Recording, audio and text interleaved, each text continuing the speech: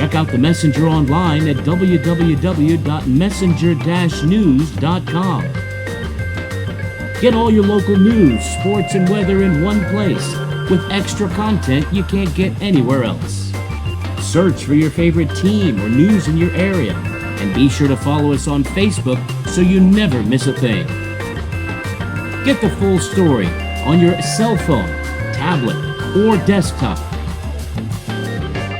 Visit us today at www.messenger-news.com. Well, I guess life. I guess one of the things when I talk about my background, background was just shaped by life. Life is in general. The experiences that I had, I wasn't exempt from the good, the bad, and the ugly, but life goes on. And because it goes on, just on a personal note, I started out really well as a child. Two-parent family, was really a loving family. Everything was going well. Middle income and all those great things that you think go along with families. And I was the fourth of six children. Later, I got a bonus brother to go with it. 5 girls, including myself, and 1 boy. And it was a really nice everything. The key part was it was a Christian home. And but the realities of life kicked in and things happened. And as a result, my parents separated. And it changed life. And I began to see life from a different perspective. We moved from Galveston, which was really a real town, so to speak. It was a city. And we moved to the rural area. And because we moved to the rural area, things changed. My mother went from upper middle class to a poor. We experienced poverty. And poverty kind of shaped where we were. I guess the greatest thing about being poor was that my mother told us, this is not who we are, this is what we're going through. And the background that I gained from that by moving here at that age was that that change in income, it allowed me to experience a different lifestyle in terms of that poor people do need help. It gave me empathy. It made me understand why we should help people. It's not because they don't want to do things, but it's just because they're poor. And life works like that. But as a result, my mother really maintained the values. Our values never change. Like the financial situation changed, but the values never changed. And because of that, we were still a solid family. And just from being in a poverty situation, I just learned to appreciate things a lot more. And so my background led to the empathy, as I said, and because of that, it taught me how to deal with people in a different light. And I guess you said if you have to have one personal episode out of your life, it would have to be understanding that people are important. And so with that and with the values that I had, my mother, like I said, the values didn't change. Poverty changed, values don't. And she always believed in the values that I shared repeatedly. She believed in God, she believed in family, she believed in education, and she believed in a community. So when I started thinking about my background, it really shaped me for what I was going to go into. And if you reflect on my life or examine my life or however you want to look at it, one thing that you really have to understand is that everything I do fits into one of those values. And because of that, she led us into education. Her thing was, how can you help your community if you're not educated? How can you be kind to people if you don't know God? And so with the education, it was a big thing in our family. One of the things my mom used to do, she bought encyclopedias. Everybody went to the garage sale and bought toys. She brought us books. And I love to read. I always loved to read. My greatest desire was, this has nothing to do directly, but I said, when I get grown, I'm going to read all the time. Then you have children. Then you have responsibility. Then your children leave, and then your eyes are not what they used to be. You have the time, but you just can't focus like that. So I was just real excited about the education. And quite naturally with education, I did acquire the necessary degrees for what I wanted and what I was planning to do. As a result, it looked like I've done a lot of things. I said, well, they just happened one behind the other. I didn't have to just force them. They just happened. And so even when we left home, my mother gave us a choice. She said, you can go to school, get an education, or you can stay here. I'm your mother, and there's only one woman in this house, and it's not you. So education always did look good for that reason. And so I ended up with a bachelor's. My first degree was in criminal justice, a bachelor's of science, and then I got a master's in criminal justice. And then wasn't sure what I wanted to do, but I did go into juvenile justice at that time. Wanted to be a police officer, but wasn't able to because they didn't have a lot of female officers that were opening at that time. You tell your age at that. Well, during the time when I was growing up, I was in a lot of positions. And so later I went into, from the criminal justice, juvenile justice, I went into public school. And on the side, I became a licensed chemical substance abuse counselor, did some of that with the city, but found an interesting thing, a lot of family members and friends. It was kind of hard to do substance abuse counseling in your hometown because it never ends. You see them and you're always so invested in them. So I didn't go real heavily in there for a while. Then switched over fully into education, became a teacher, and then later a principal, elementary principal, and then I went into central offices with a specialty in educational leadership. That's where I got my doctorate from Texas Southern University. And then using that, I've always valued public school because I was able to see it from, even when I did adult ed and early childhood. So I went from early childhood all the way to adult ed, and it was a real good opportunity to see the holes, I guess you could say, the things that weren't quite balanced in the community. So I've always had a real strong perspective and an understanding of what needs to take place to educate our community. And so how did that help? Yes, it led a lot into where I was because I understood educationally where the community was. Having lived in housing project, I understood the level of poverty in the community. So all those things kind of round up. And then just meeting people. When I left public school, I was the grandmother of most of the kids. I had started even on some great grand because I had gone down later to early childhood. And so just had a good relationship with the community, watch it grow, watch the ethnicity change in the community, even the way we did business. So it was a good experience. Well, now we just had the recent elections, and congratulations, you were re-elected mayor. Thank you. So I guess my question there would be, what do you think caused that people to vote for you and have trust in you, and what can we expect in this new term? All right. Well, by the grace of God, what I promised the people, I was able to deliver. My campaign promises weren't beyond the scope of what I was capable of doing. And so one of the things that just by, I guess the biggest factor, it just kind of brought what I brought to the community as the mayor was that I gave them a fresh look. Change. They saw the new attitude, and we know during the time that I was elected the first time, it was a lot of conflict. I mean, there's no illusions about that. But we had a lot of problems going on. But I believe that people saw me for who I was, and I didn't just become the person to be the mayor. I was always the same person, and the skills I brought, they were really beneficial. The goals that I had, one of the things that I more or less promised is that we were going to move forward. We weren't going to sit there on the same level. We were going to get things done. And like I said, it was such a blessing. It was so many good people in place when I came.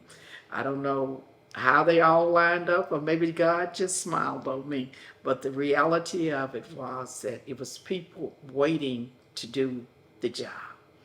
All they needed was the opportunity. And so we were just we were in a position to address what needed to be done.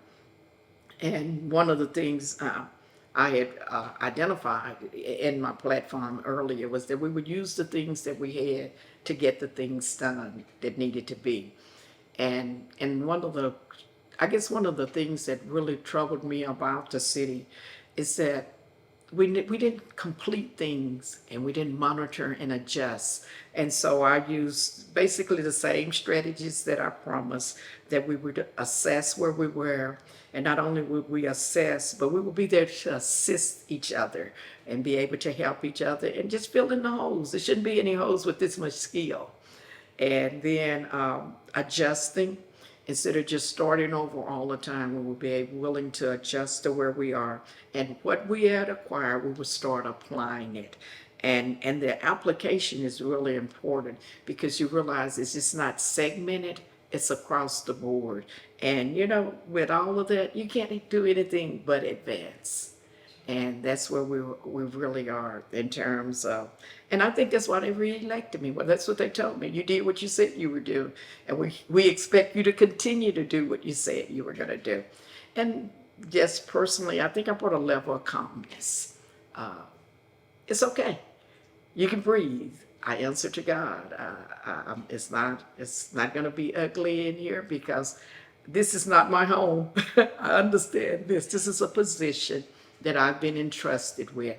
And I do want to, I value the trust of people, and because they do, I wouldn't want to disappoint them in what I'm doing. And I think that, like I said, things have lined up so beautifully that it's working well for me.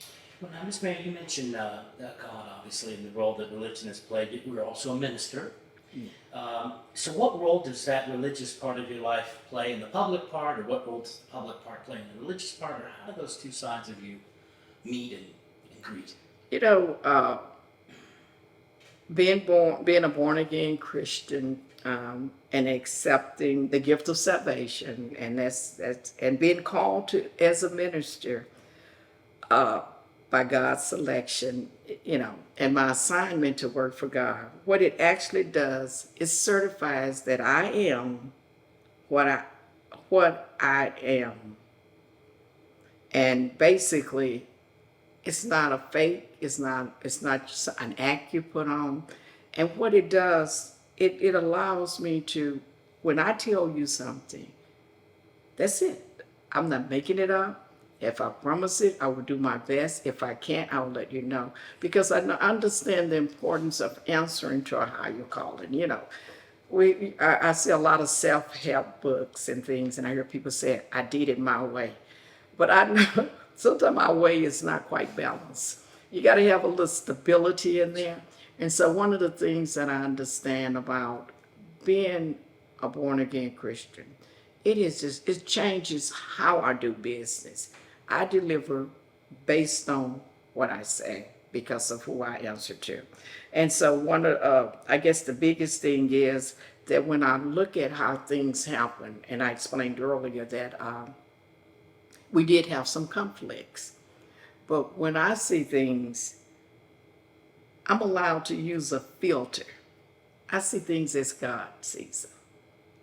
And not that I'm God, but because I belong to Him. And so when people are even upset or people have conflict, I don't view them I don't take it personally. I would like that they're a person having a bad day and they want an answer. Having worked in public education, we deal with a lot of conflict. I was equipped for conflict. Having been at a state school before I was there, I was equipped for conflict. I know that what happens today, you may not mean it tomorrow. And even if you do, it's your right to be angry. And so I would think that, that balance it out in a much better way for me, because I understand that we're kind of falling short of perfection, but we can perfect what we do. And because we can perfect what we do, we can treat people understanding that this is just a moment in time for them. And so everything I do is really seen through a filter. I like the way the kids take pictures now. Everything's a filter. I said, man, you look so beautiful on your pictures. She said, Dr. Fisher, it's a filter. I said, I like to think that I look through a filter, through the eyes of God. And so when I see you as God sees you. You're important to him, and you're so important. And it's important for me, if I'm one of his servants, to treat you with that level of respect. So a level of respect is always, it's just required. You should respect people. You should be kind to people. Your job, my job, sometimes I feel, is to make people feel better for having been in my presence. Can I always do that? No, but I try very hard. And just by smiling, by talking, and by uplifting them, because people in the community, they have good things to share. They have a lot of good things, but sometimes the static is there and all the other distraction that we really don't hear what they have to say. But nearly everyone that I've encountered had wonderful input. It is a little minor things in there that you just don't tell people how to do it. You have to help people to do it in terms of they have to help if they want things done, and we have to help if we want to help them. And so I think that the greatest thing about it is it's allowed me to be part of a team. I'm not diminished by getting help. Nobody's diminished by getting help. But if we all work together, we get great things done. And that's what that's what I've seen in the city. Great things are being done. It's not magic. It's not like I said, I wish. One kid told me, I wish, but let me share that with you. This is not directly related, but a young lady in the pageant, one of my pageant girls told me, she shared with me one of the questions. She said, Dr. Fisher, I really don't like the question that you gave me. It said, if I could have one wish, what would I wish for and why? And I said, why would you not like that question? She said, because I don't like to wish for things. I like to do things. I like to be part. She said, when you wish, it's not there. It's just hoping it happens. She said, but if you know what you're going to do and you work toward it, whether it happens or not, it works well for you. And I said, what a profound thing for a teenager. She's 14. And I'm like, wow. Keep an eye on that young lady. And so I was saying that one of the things about working is that we don't have to wish things. We don't have to tell people how to do it. We just do them. Well, now you talk about everything going on in Crockett, and there's a lot going on right now in the city. It has grown more than probably anybody really expected. Going to be some growing pains. That's normal. That's part of it. But there seems to be this little conflict in the city. Maybe you can tell me if you think that's true or not. But how do we sort of absorb the new that's coming in and new businesses and people and all the rest, and not lose kind of the old, what made Crockett? And and what made it grow, the process has never changed in terms of it, but the methods have. And the end results do look differently. It's like being able to drive any kind of car to get where you want, but it's some cars that get you there a whole lot faster and they look a whole lot better. And so what we as a community are going to have to embrace, it's not devaluing what we've already done. And that's never the intent when you bring in new things. We've got to learn to appreciate, because it took a lot of time, talent, skill, vision. It took a lot of things to get Crockett to where it was, because they worked with a lot less materials than raw materials. They didn't have the things that we have. But it's pure folly to stay where you are. But for some reason, I've noticed in Crockett, and it's kind of across the board, not only, that you feel that you gain more by devaluing your foundation. But have you ever seen a house that wasn't built on a foundation and is sustained? Even the Bible reminds you of a solid foundation. I think what's in place in Crockett is a solid foundation. Do I think we need to work on the structure that's going up on it? I think that we will have to, and we have to use new methods, because otherwise we'll fall behind. I have an antiquated phone, and I thought it was a pretty good iPhone till my daughter told me, no, mother, that one is antiquated. You need to upgrade. I said, but it does a wonderful thing. I haven't even mastered the things that it does. And she says to me, but it's old, mother. And some of our things are old and they're hard to part with. It tears my heart when I see a building that has to go down. And we're probably going to have to put a few more to rest. Not because they're not wonderful and not because they didn't serve their purpose. Not because they're not part of our history, but because they're no longer functional. And so what we're going to have to do, we're going to have to embrace what we've already done, but we are going to have to broaden our horizon. And we're going to have to move to a level that we can receive what other people bring. Will it always look alike? It's kind of like with your children. You know what you want them to do, and then they tell you they have another something that they want to do. I'm an English major. None of my children care for English at all. They're math major. I don't know what happened. Kinesiology. I don't know the body parts, but I do know that they respect it, and the English that I taught them and they saw, it got them through school, but it's not their focus. And so we've got to broaden our horizon. We've got to be able to look at what people bring, evaluate it for the value that it has, see how it'll bridge. People do like to see the old, but you can bridge it so well together. I don't think, coming to our square is going to be a beautiful thing. But when you walk into the different stores, you're going to see modern things. You're going to see things that have been bridged together. You're going to see the fact that now people can live above their shops and still maintain their shops in such a better way because they can be 24/7 there. And so it's just a matter of incorporating what everybody here have their vision, so to speak, and bringing them together. But the key thing that I always worry about is that we're so quick to throw out the baby with the bathwater. Gotta stop it. Yeah. We've got a value. We gotta put the value on everything. Antiques have their value. Even though you can't use them daily, but they have their value. And so we need to find a place for them. And there's a place for everything. We're big enough to share, Everybody wants to want their main thing to be. But if we come together and we listen to each other, but that all boils down to relationship and respect. And once we get there, we're going to bridge. We're going to be a beautiful city with a history that goes behind it, but it's going to blend so well you won't even realize when you go from one era to another one that it's going to be there. Well, Mayor, last question. I think people might be surprised how hard you work at that Juneteenth pageant and what all you have to do to corral kids and do everything there. But that was, I think, the 37th annual Juneteenth pageant. 37th annual. And Monday we've got the big parade Yes. down at I.T. Williams Park. So tell us a little bit about the pageant, if you would, for those that missed it, and what we can expect Monday. Well, let me just tell you a little bit about the history of how it started.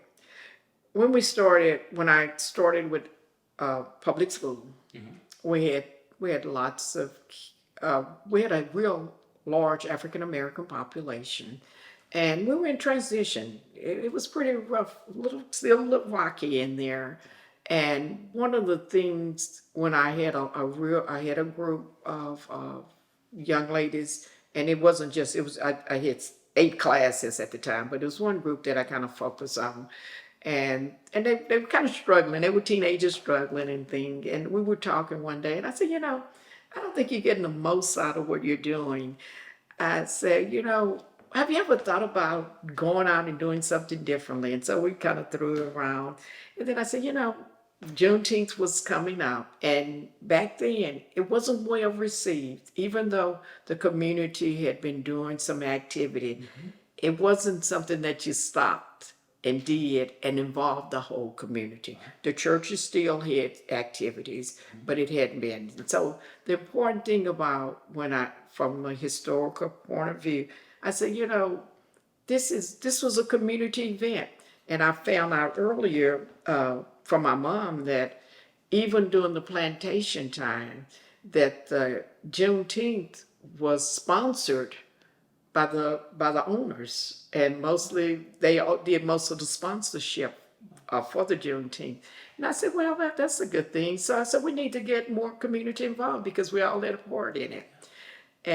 But the most the most challenging thing I asked a non-African American supporter, and I just mentioned to him, I said, we're having the Juneteenth. Would you be interested in sponsoring? And the first thing he said, and well, I was offended. No. He said, I'm not into sponsoring a party. And quite naturally, fast for 30 some years younger, my response was, how many people have to die before it qualifies as an observance? And I said, last count, it was 1 million plus, almost 2 million people died in transit, not once every year. And then he later came back and we had a conversation. He apologized. He said, I didn't mean it like that. And I said, I knew you didn't, but it did look like a party. And so with that was how I started. And it was a really good experience. The first group of girls, they were challenged and it was a challenge to all of us to keep. We found out some important things. Number one, it's expensive to do pageants. It's expensive to have events. But everybody came to the table. Everybody supported. Our children were well supported. So the one element that has long been with our pageant is that, with the whole observance, it is community sponsored. The pageant, the people that work with it, nobody get paid. They come day after day and they work with the children. And we open with the prayer and we close with the prayer. And by the grace of God, every year we get through. And so this year was no different. We had wonderful participation. The sponsors are always standing, and it's never a lack of people that want to sponsor a child. And, it touches my heart. I think that's the most wonderful thing. And so this year, we've had the pageant, and it was a beautiful pageant. Every year, we had a scary moment. The lights went out during the pageant, but the school has a backup plan. We had it during the storm. There was a major storm going on. But the kids, the talents were just amazing. And as a observation, that was a well-supported, family-oriented group. And I just want to send a shout out to the African-American dads and fathers. We had more males there than I've ever seen in 37 years supporting. Some of them were grands, little grands, all kinds of relationship. But they came and they supported, and we're real proud. We always hear the negative part about it. So the exciting part about it, we're ready to go into the pageant. We've had the pageant, have a new queen, a junior miss, and a Miss Juneteenth queen, and they perform. You'll check Facebook. It's a lot of little clips all over the place for it. And we had 2 Miss Congeniality because both girls worked really hard. And we take our escorts, our little guys, they look so handsome for it. And so and we had 2 ladies of wisdom, women of wisdom, and that was a category we added. And it's just an opportunity to honor our senior women. And so we have two senior women that participated. So with that being said, you get to see them one more time. The next event will be on the 19th. We'll do the regular lineup will be in front of First Baptist Church. And we'll line up at 9 o'clock. If you haven't registered, it's not that kind of party. You can come up, you can give your little 2 cents, and we'll find a place for you. We're so grateful that you've taken out the time to come. And our Grand Marshal is Mike Terry. He goes by Mike. He has a different name that we have a hard time pronouncing, but he said, "Call me Mike." And he has a real success story. I hope that people will be able to visit, come to the opening, and he's going to share some of his story with you and what he's gone through. And we're really proud of him. The the idea behind the Grand Marshal, we like to get somebody directly from Crockett or somebody who had major impact in Crockett.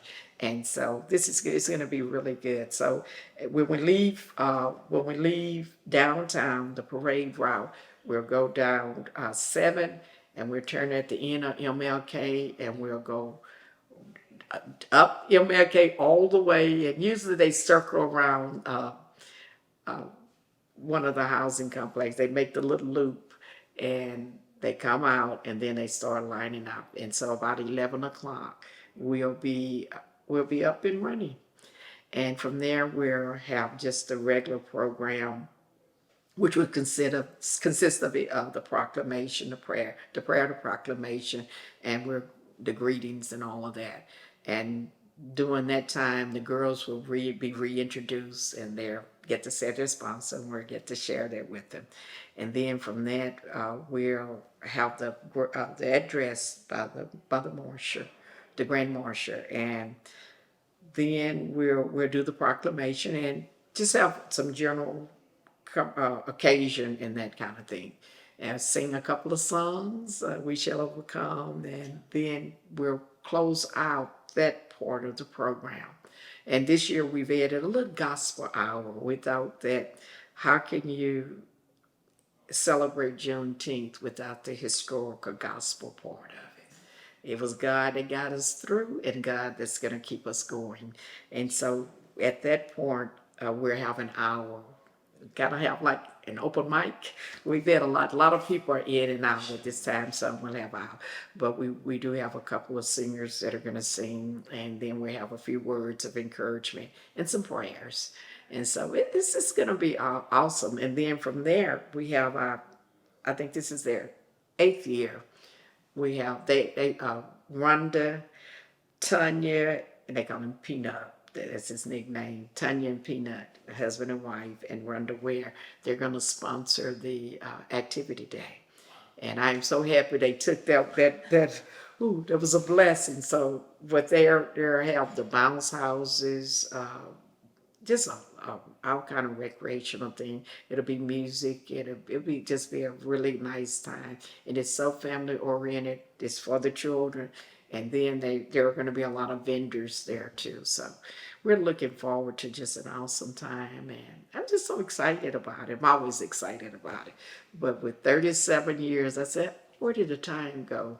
But the good thing, as I look into the future, you're talking about bridging the old with the new, there will come a point where I will be stepping down. But it won't be new because you already know who's going to take it over.